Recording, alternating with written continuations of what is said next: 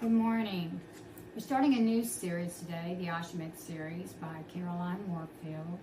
And the first book is The Wayward Son.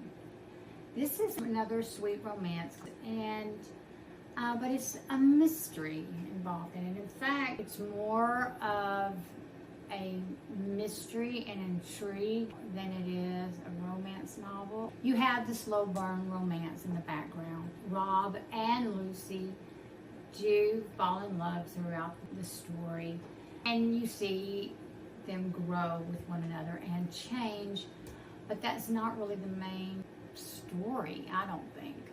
But Sir Robert Benson was in the war, and when he comes back, he remains in London because when he was younger, he left Ashmead because he discovered that the only father he ever knew was not his real father. And much to his horror, the Earl of Clarion turned out to be his real father. And come to find out, the Earl had several illegitimate children. He was very displeased with his own children because they were nothing like him. They were much better people. In his death, he basically got back at his children and left his heir nothing that was worth anything, and left his most profitable estate, Willowbrook, to his illegitimate son.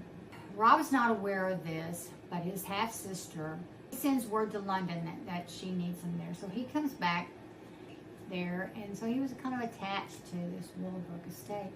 So he decides to, kind of go through there as he's coming back, and there's this woman that meets him with a pistol.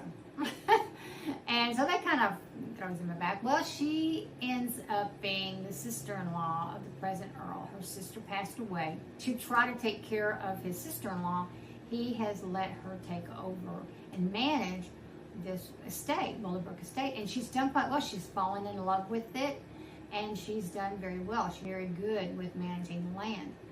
So Rob, of course, is shocked by her feistiness.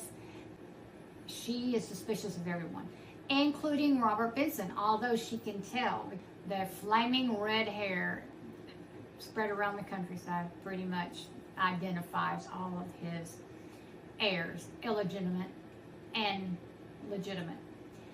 There's a lot of mystery going on. He doesn't even know that he has inherited this land until he finds his father who raised him. That's when he finds out that he indeed has inherited this land. And he's not happy about it. He wants to sell it. There's something going on. There's somebody that's trying to drive Lucy off of this property. So he wants to know what's going on as well. He tries to help her fix it up. She's determined to convince him that he doesn't want to sell it. And of course, she falls in love with him. He falls in love with her.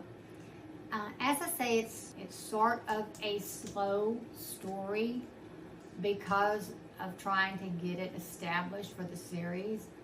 But I enjoyed it. The mystery is so intriguing that you want to know too. Why are all these things happening? Along with the fact that Lucy Whitaker, she's a very, very feisty young lady. She loves this land. She loves both her brother-in-law and Robert Benson. I enjoyed the story, and I've read the rest of the series, including her next series that follows up, and it's a good base for it. You don't realize it when you first read it. It's well written, so I liked it. I think you will too if it's about the story and good writing. And Miss Warfield, she writes very well. I give it an A-. Like I said, I think some of the ones later on in this particular series and the follow-up series are better, more involved with the characters. They have a little bit stronger personalities. So, but it is a 1 on the heat scale. I think it's a good base for the upcoming novels in the series.